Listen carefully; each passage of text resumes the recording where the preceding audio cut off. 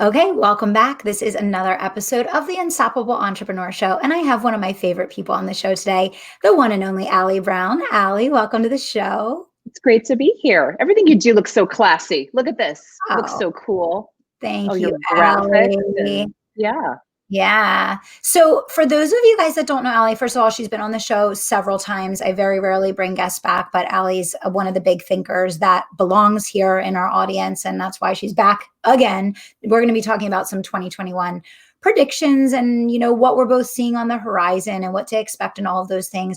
Allie has been one of my mentors and strategy advisors for years. She's someone that I trust and someone that I've brought into my inner circle when making big decisions about the business, because she has the ability to look at things from a very 50,000 foot view, very objectively. She doesn't get caught up in the trends or kind of the tactical, things of the day. She understands about making big picture, long-term decisions. And that's why she's someone that I've linked arms with. I am a part of her new organization called The Trust, which we're going to talk a little bit about today, which may be something that interests some of you guys and could help you with your next steps in your journey. But what else do you want to share about yourself, Allie, just in case there's anybody that doesn't know? Oh my gosh. Yeah, this ain't my first rodeo. It's been a long time. I've realized it's over 20 years now since I walked out of my last job. And been in the coaching space, seriously, I'd say about 15 years. So it gives you a good perspective, on everything going on now and being through, you and I talk a lot. And one thing I love about you, Kelly, is I think you share that greater perspective on business, and you're not just locked into what you're doing in front of you every day. And, we talked before about like the last recession and, having been through things like this before. And I think, when you want to have a good perspective on things, you want someone who's been through a few different variations of their business and industries. So thanks for seeing that. Yeah, for sure. And just for you guys, if there's anyone that doesn't know this about Allie, so Allie is kind of like, she really led the women's entrepreneurial, I'll call, movement in the US. She built one of the first 8-figure coaching companies in the US and run and led by a woman. And she has coached and been the strategic advisor to pretty much every 7- and 8-figure big name coach that in some way, shape, or form. And then she got married. She had twins. She decided to pivot her business, and now she runs a super high-end boutique business. But she also has developed this new she's pioneering a new concept. I guess it's really your second time now, Allie, because you really did this with the women's coaching space, and now what you're doing with the Trust, you've kind of picked and you're paving your own path for the second time. So maybe we can talk a little bit about that. Yeah. Well, it's kind of predictive, isn't it? I don't mean to be predictive, but I do. And I'm always looking for what's coming down the road. And it's a mix, as many of you watching and listening may feel like. Sometimes it's a mix of seeing what people need, but also knowing where you're personally called. And so I noticed 2 things happening the last few years. Do you mind if I just go there? Yeah. Is that what you're asking? Okay.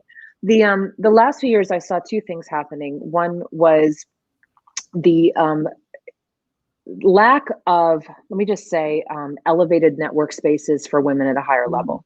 You have some very traditional organizations that are doing a fantastic job. I can't compete with their size or corporate connections or any of that. But there was something kind of missing for the new entrepreneurs like us, but they were at a certain level and didn't want to go join some bro down mastermind, but because it was a certain level. And so I saw that need over the years, and my clients going, where can I go?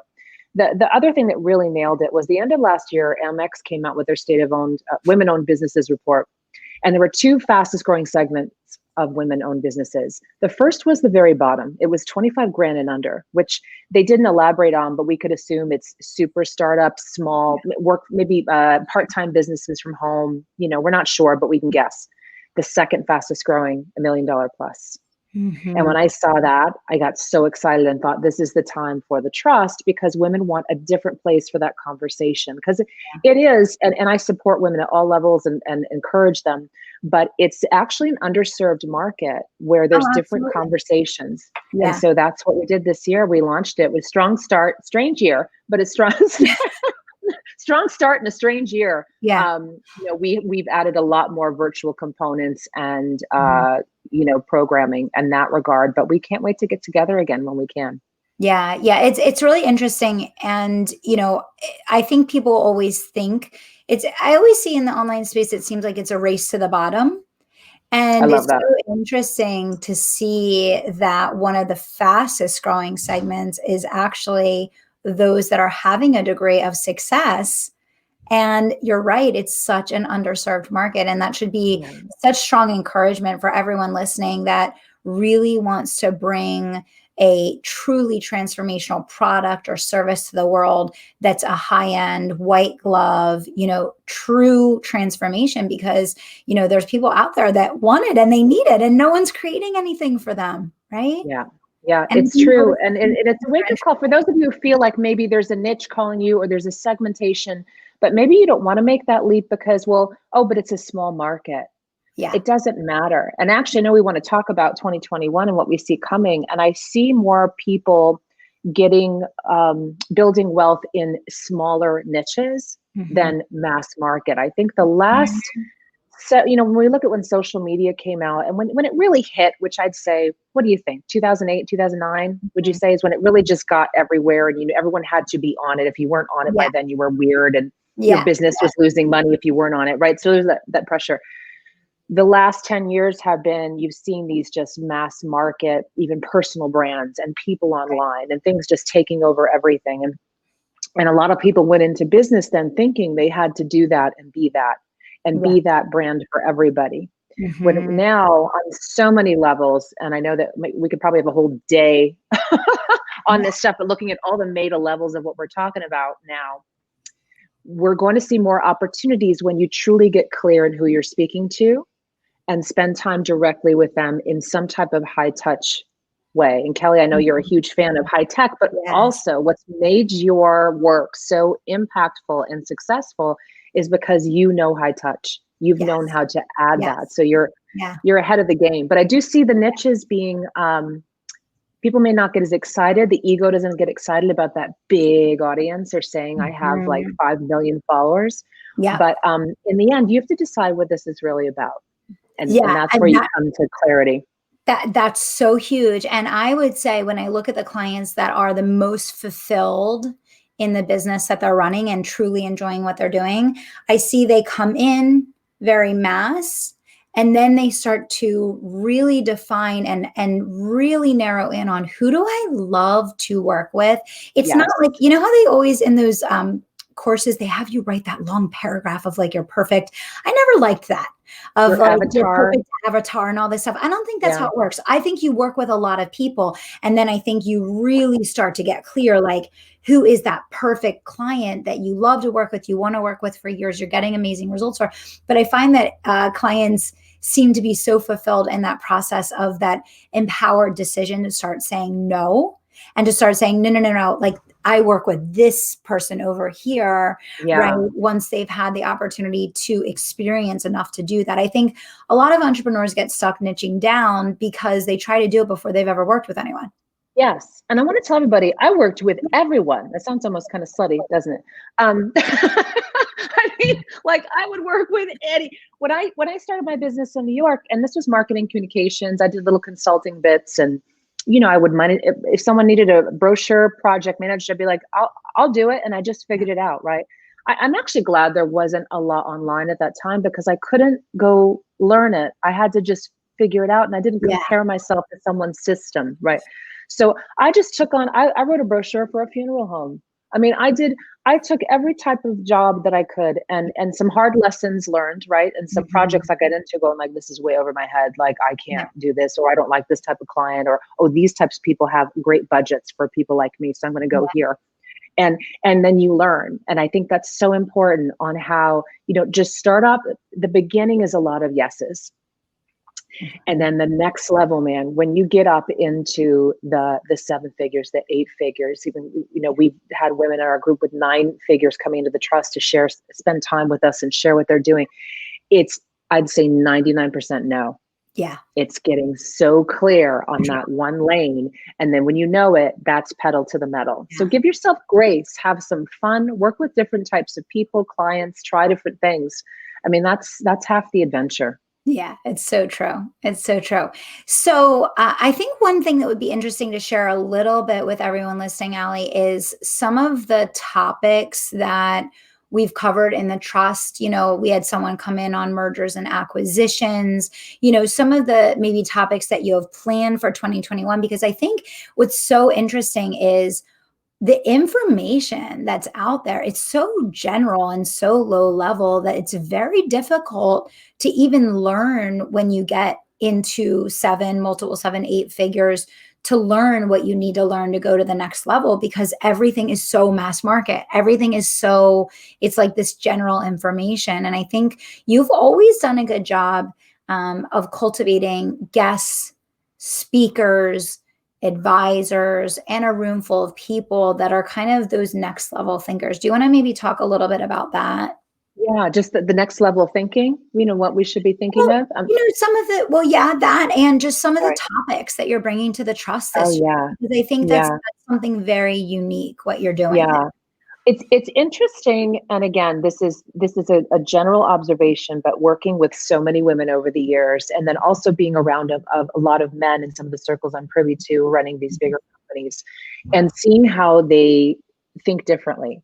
Mhm. And the women that typically we don't have that asset-based thinking, is what I call it, coming into a business or even at a certain level. So for example, the realization that if they have been building this company, that there is a possibility, if they do a few things, that it could be very sellable within a few years. Yeah. Or if they're actually building out tech to fulfill their own systems in their business, that even could be then created as a separate company and licensing that out. And so I love nothing more when we're having these conversations and you see people's brains just flip on, like, oh my God. And it's like they've been freed from this. They knew they were doing well, but they were in kind of this formula. And then, they get kind of restless, and then they see, oh my God, this game could be so exciting and so big and so fun. And the first thing they go to though is, well, how do I do that? And I'm like, you don't need to know how right now, but let's think through what you would have to do. And then you hire people to help you. You get the information. You'll find it. Exactly.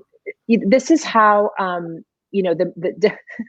some people like this joke, some people don't. This is how think like the mediocre white male. Okay. So the mediocre white males come out of the womb, ready to do this thing big. They're going to sell this thing, right? They're going to flip it 3 times and then add on a software company and stuff. So, I say that because it makes women laugh and realize sometimes how much they're overthinking it.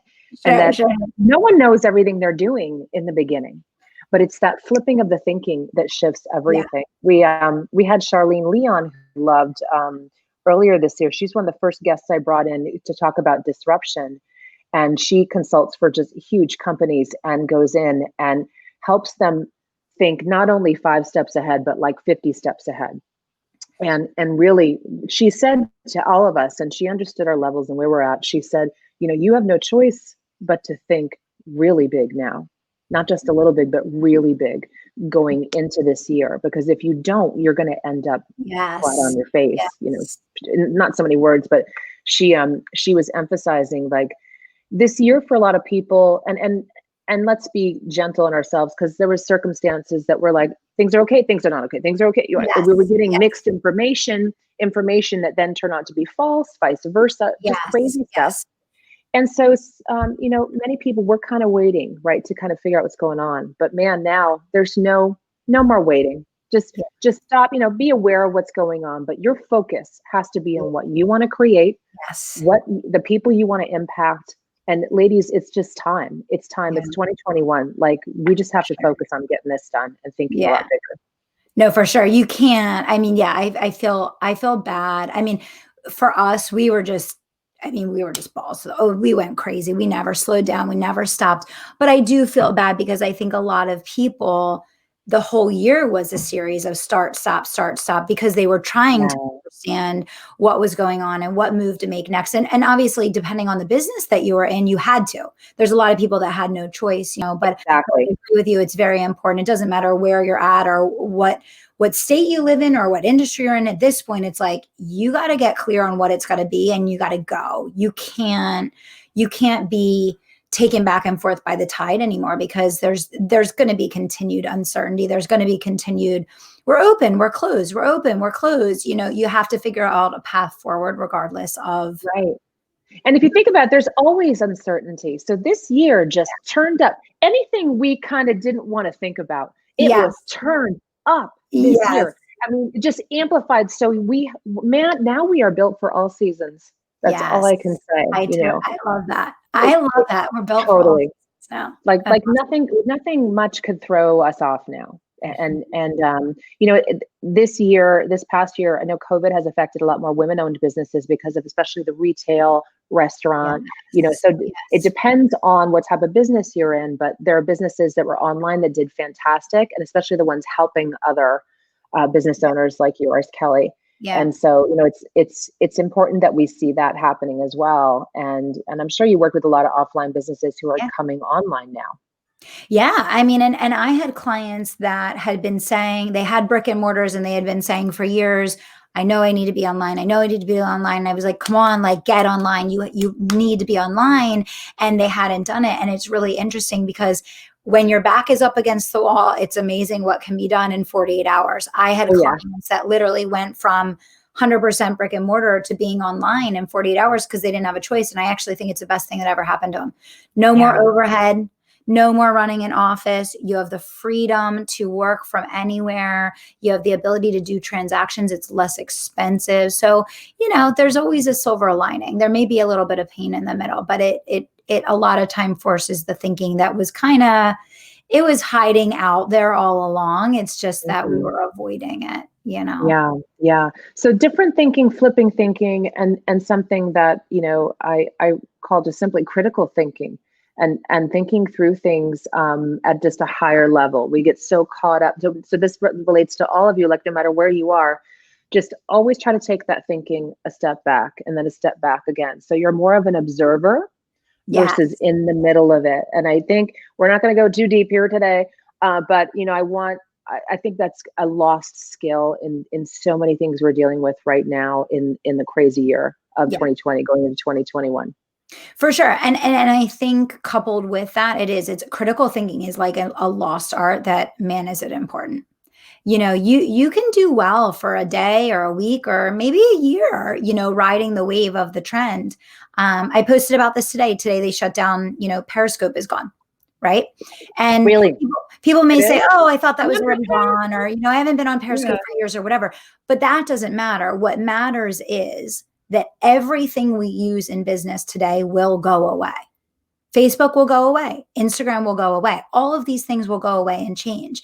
And so I keep reminding people and over, and I shared this so many times, Allie, everybody was pissed about Game Changer this year when I ran the event because they wanted us to teach Instagram Reels. And I said, nah. Interesting. And they wanted those tactical, they're like, you're not teaching us tactical things. And I said, no, I'm teaching you how to build a legacy, and I'm introducing you to people that run empires, billion-dollar empires, so that you can learn about their thinking at a 9 and 10 figure level. Isn't it real? I think this is all you do for real. Yeah. And then you think to it and more power to the people doing it. But guys, you have to understand these things are trends. They're going to disappear in 5 minutes. Why not spend your time elevating your thinking so that I like what you said about being built for all seasons, Allie. I think that is something we all need to think about. I still think there's going to be an internet blackout. Call me crazy. I still think it's coming. Let's talk about this, like at some point or this year. Oh, no, I think in 2021, though, there will be a point where we have no internet for a period. Yeah, absolutely. Me too. Yeah, me too. I absolutely believe that there will be a point where there's no internet in 2021. And I think everyone needs to have your emergency funds ready for a complete blackout. I'll say that right there. Yeah. Yeah. And the lesson in that, again, so critical thinking. So this is a great lesson. Some of you may be hearing this going like, wow, okay, so back up and look at the internet is media, right? It's a channel, it's a communication channel. These things over history can be shut down, regulated, separated. Someone, whoever's in charge, could decide that they need to shut it down until things get fixed. We don't know. You just don't know. So that's when it's suddenly like, oh, that makes sense, right? That's the critical thinking point of view. Yes. So, and that's why it's so important to just look at anything you're doing now. So a lesson I learned, this saying from years ago, and I always give credit to Dan Kennedy, was one of my early marketing mentors. And many of you may not even know who this guy is. He's a grumpy old marketing guy in Cleveland. Some people think he's dead. He's not. He like almost died. I saw it. It was like, people are like, he died. I'm like, he's not, because I know people know. Anyway, he got very sick and he's very much alive. And I remember him on stage, and we're sitting there in the audience. It's me, like 2 other girls, and 500 guys sitting through these, the seminars I sat through for all you women, and the jokes I endured. I remember him saying the worst number in any business is 1. Yes. And we were like, oh, we kept listening. And they said, 1 person who knows how to do stuff at the company, 1 method of marketing, 1 method of getting clients, 1 method of sales. He's like, because that disappears in an instant. Right. And at the time he was telling a story, this is going to date it. At the time he was telling a story about a fax business, right? Fax marketing that had just been shifted by regulations. Yeah. But I never forgot that, because every new thing I saw come up, I always knew that could be shut off, that could change. Yes. And so work the things that are working, go crazy on the things that are working, but have that backup plan, or getting your team up to speed on other things. And just, even in my personal life now, that, the worst thing is 1, we have different ways of looking things at the house and making sure that we have, more than 2 cans of corn in the pantry, right? In case, there's another lockdown, or you know what I mean? Nothing, just make sure you have more than enough ideas and methods and ways to handle things. Yeah. And it's so interesting, when everything happened this year, and let's say we do lose the internet, let's all remember we did business before the internet. Let's please remember that there was a telephone, and there was a car, and you figured out how to talk to humans on the phone. And then if you needed to meet with someone, you got in your car and you drove down the street to the local business park and you had a business meeting, right? So it's so interesting. I think just being flexible and being ready, not pivoting when you don't need to, but just kind of building up your storehouse of flexibility and being prepared, that these things can happen, and readying yourself is a good state, I think. Yeah, I get asked all the time, what was the best way you built your business? And I'm so glad that I literally I walked into ad agencies with my portfolio and introduced myself. So my name's Sally Brown. I'm a freelance writer and marketing project manager. Do you have any work? Right. Over and over and over and over. Yeah. And today I think people aren't used to having conversations or walking up and introducing themselves, or, walking into a room and trying to get business. And I think you're going to see a resurgence of that again. I think we're going to see a lot more, small gathering, people speaking face to face when it's appropriate, and that human connection. I was just going to say human-centric business. Human-centric business, because I think we've become obsessed with this digitization, automation, everything. And that's great for the business that doesn't have any staff manning their customer service line available to get on the phone with their customers, because they're scaling without any expenses. But that's not great for the end user. And eventually it's always going to be the thing. The customer will eventually be what prevails, what serves them. And so I think thinking about that in the way that you build your company is really important, Yeah. Yeah. What else do you see for this year? What else are you thinking about for 2021? The human gathering is a big one. I do think that, interestingly, there's been a lot of talk. If you look at economics over the last several years, that income inequality has been a big concern, right? I think you're going to now see a lot of business revenue inequality as well, on people who kind of knew how to navigate through this year, how to take the changes and how to handle some things. And then the ones that are kind of going back down to the bottom. So Yes. there's that gap that I think is an Yeah. opportunity for those people who can help people bridge Yeah. that gap again. Yeah. Another thing is, you know, the high touch, which we mentioned. And I do see this, and I hear this from a few places too. I think that you were going to go away from, just like we talked about social media, probably something's going to happen with it, right? It's not sustainable the way it's going, and you're seeing regulations coming and all these issues. So there's going to be a big separation of smaller social media Yes. platforms Yeah. or niches or ways of connecting. I think we're going to see Right. some new ones of that happening. So, Yeah. you know, again, be ready. And I don't think any of the ones that have popped up are going to have a lot of, No. momentum. We've seen some things pop up, but Yeah. nothing's really appealing to me or grabbing me that I've heard about. People's like, oh, you got to go on here. People are on there maybe, but it's not really taking off. So it's an opportunity for someone to start some type of fantastic alternative social platform. Maybe you, Kelly. Oh It's kind man, of your jam. Allie, I'm starting 2 new companies this year, maybe in 2022. But no, I do agree with you. I think none of them have really taken legs yet to the extent that they're going to splinter the monopolies right now. But I do agree with you. I absolutely think that's what's going to happen. And I agree with the human gathering. I agree with the human centric. I've been on that theme for years now. And it's amazing to me because the people that are getting that, they are being rewarded for it. It's really interesting.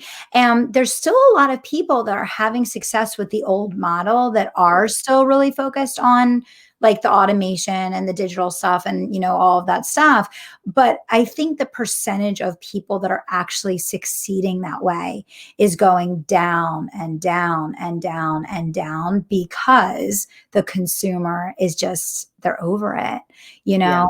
I think another thing that I'm really paying attention to and that I see becoming much bigger for the future and where I'm going to be putting a lot of emphasis, I spent a lot of time on this year, but I'm going to spend a lot of time on it next year as well, is this whole idea, which is not new, and I didn't come up with it, but the customer for life mentality, brand loyalty, ambassadorship, where, you know, one client tells the next, again, coming back to this idea of human centric, you know, I think that social media came in and it's been amazing. I love social media. I run ads all day, every day. I'm on social media. My business is on social media. Great. All those things are great.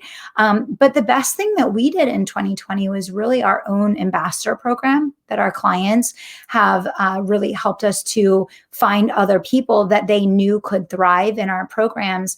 And that's probably been one of our highest performing initiatives as a company ever. And I think we lost that. I think that was like an old school, like 1980s, 1990s business strategy. That like, it just wasn't flashy and sexy the way that social media was. But I think it works just as well, if not better. And I think there's going to be a lot more of that. So getting back to the people part of the business. People part. Yeah. Yeah. Do. Yeah. Yeah. So basically we're going back, we're gonna business like it's 1989. I'm like so 1980s this year, Allie. I'm gonna be all 1980s. We're gonna talk to people. We're gonna leave the house and put on real pants. Yeah. We're gonna have meetings when we can, you know? Yeah. It's kind of getting back to the basics, and it's so not sexy, is it? We have to come up with different words for it. I know. We'll coin some new phrases that make it sound fun and exciting. But yeah, I was talking to Billy about it the other night and I said, it's so interesting. We booked our first in-person meetup for legacy leaders, you know, for our program in February. And I was nervous about it. And I was like, you know, we're at the point where like right now from a mental health standpoint, like I need to be traveling. I am traveling. We're taking vacations.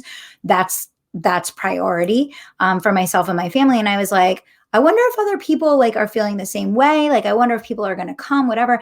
And we filled the room block in a week. Like, that's awesome. So I feel like there is definitely like an awakening brewing of this idea of like, yes, humans do need to connect. We do need to spend time together.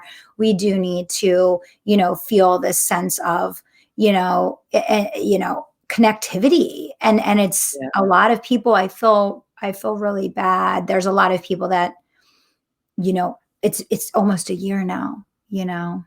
Yeah. Yeah. And, I want to give one high note for the year, though, that's really incredible. There is so much opportunity now. All these things we're frustrated with are also business opportunities. Yes. So just a personal one for me is, for example, education Yeah. right now. I think you're going to Yeah. see a lot of changes in education. Parents going, you know what, this is nuts. You guys can't figure this out. No offense to the teachers, are doing what they can. Yeah. Great, they've been doing a great job, but they're being given orders and things are changing every 5 minutes. That's why we pulled ours out. Yep. And there's an opportunity. For example, I'm sitting here going, like, I wonder if there is an like entrepreneurial type school I or know. somewhere that my kids can go to. Maybe we should start. That's one of those ideas in the back. Like, if I had time, I and know it. I would go do this. So just all those ideas that you have right now from places where you're frustrated, it's going to be an incredible renaissance coming Oh, I agree. of all this magical creation within, like, the destruction and disruption, but all this stuff, a lot of this stuff are things that we kind of tolerated anyway that needed to be changed. I mean, Yes. and this is the year of everything coming up. That's why it's felt so intense. Everything that wasn't quite there is coming up to be fixed, dealt with, blown up, changed, whatever. And so I couldn't agree more. within that though, step back again, the critical thinking, observe, where can you contribute and make that a huge business opportunity? That's so true. I have said many, many times this year, I feel like people are finally at the place where they're dealing with so much that they're not willing to tolerate things the way they were anymore. And it's creating massive opportunity because people are open to alternative solutions to all sorts of things that they just aren't going to tolerate anymore. Whereas before they were kind of being pushed to the back burner and maybe weren't a priority. I mean, we did the same thing. We pulled Madison out, and now I'm like, I don't want to send her back to a traditional school and be stuck in the same place all year long. I don't necessarily want her to just be like on Zoom all day. Like, we're like looking for those like alternative, so I agree. And I think there's so many things just like that are massive opportunities for people.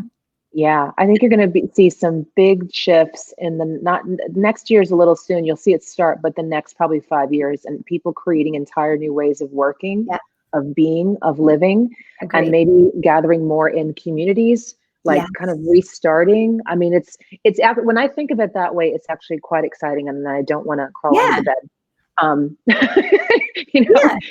It's actually that really, it's a very exciting time. And I think that's where we all need to stay tuned into and see the opportunities. I totally agree. I couldn't agree more. So, Allie knows I won't travel for business meetings unless it's something I really feel is going to add value. It's usually time away from the family or, a alternate route for vacation.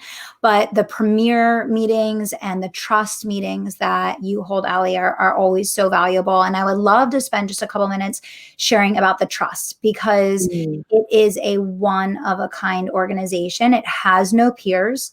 It is really pioneering a new way for gathering, for meeting, for strategizing, for big thinking.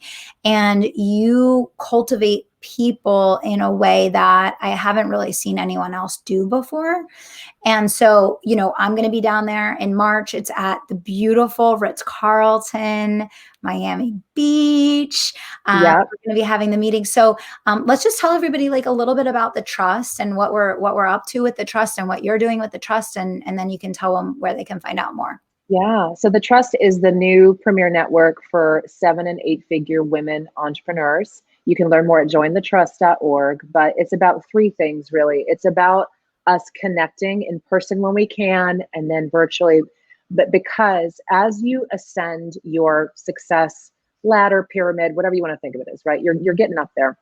Your networks and the who is going to become a much more important factor in where you are than the what. You can always find, I know you say this too, Kelly, that you could always find someone to figure things out, but it's the who and it's those connections. I mean, already within the past few months, we have 6-figure deals being done within the group. We have new companies being formed within members of the group. It's this connection that's just really quite magical. And I have to tell you, when we had the last meeting here in Scottsdale, it was so exciting. First of all, that over half of them still came. Because including you, right? It was so important. We felt that was so important and critical to us at that moment to connect. But when you're in a room too like that, and you can shut the doors, and there's no AV on one of the days, I make sure there's at least no AV, so we really feel like we're there. The conversations that we were able to have, and women there from different cultural backgrounds, different beliefs, different politics, were able to sit and have like amazing conversations with each other about their businesses, the life, the world. So it's that connection. Yeah. We bring in special guest advisors who typically run companies, have built themselves and founded, not just running, founded and built companies doing $100 million or plus. This March is Kara Golden. I don't mean to give her a plug, but it's so dry here. I'm typically drinking it every time I'm live. I plug it all the time. We love Hint. In Arizona, you got to drink water all day or you will like shrivel up like a lizard. So Kara Golden's coming to spend the morning with us and, walk us through how she built her company. She's going to be sharing with us, some things that she may not be sharing elsewhere. We're doing Q&A. It's a lot more than a keynote on stage. We really bring in these women to spend time with us. And then there's the online component. We're connecting regularly. We have a proprietary app, which is where we connect. There's so much going on for the new year, but please just come check it out. If you're in that range, come to jointhetrust.org. My team would be happy to talk with you. And I know right after the new year too, I will probably be hosting personally another informational call, but we do need to have you apply to join us for that. Even for the call, it's a private conversation where I'm on there with you and we'll see if it's a good fit, but there's nothing like it. It's designed as well to be a nice complement to other coaching you're doing or even networks you're part of. We really just want this to become a part of your life. And this is my legacy play as well. Kelly, I've been doing coaching so long. I've been running my different types of businesses so long. And I've been told again and again, and thank you for mentioning this, the women I attract, people come up to me at the events, they're like, Allie, you're great, but like the women in this room are so amazing. I laugh. I'm like, I know I'm great, but it's also them. And it's that connection and also knowing who's not in the room. And that some people may not understand that, but when you're at a certain level, you can go to those events and be with everyone, but there's some events where you need to be fed, where you need to be fulfilled, where you need to get what you need. And that's what the trust is designed to do. It's awesome. Awesome. So jointhetrust.org, right? Jointhetrust.org. Yep. And absolutely. I mean, guys, definitely, if you're at that level, I would say be there. You'll meet people that you'll end up doing business with, that you'll share ideas with, you'll collaborate with. You'll feel like there's a separate community that you're a part of, that you just understand each other and you're operating at the same level and you're kind of going the same place, but it's different than that circle that you're already part of in your everyday. It's really, really cool. So Allie, so glad to have you on the show today. Thanks for coming back to join us. This is great. Thanks. I can't wait to have you on Ambition Radio again too. We'll make that happen. Definitely. And guys, check out what Allie's doing with the trust. And I hope today's show was some great food for thought as you begin the new year. Remember to look for the silver lining, and there is so much opportunity in disruption. So take advantage of it. Thanks, everybody. We'll see you back here next time. Bye. Okay. Awesome. That was great. Good. All right. Awesome. Thanks, We are good. Awesome. Thanks, Allie. Thanks. We'll get back to you. And then if I don't talk to you, have a wonderful Christmas. Enjoy. You too. We'll touch base in the new year. Perfect. Exciting. Yeah. All right. If the internet's alive. Bye. If the internet's there. If it's there.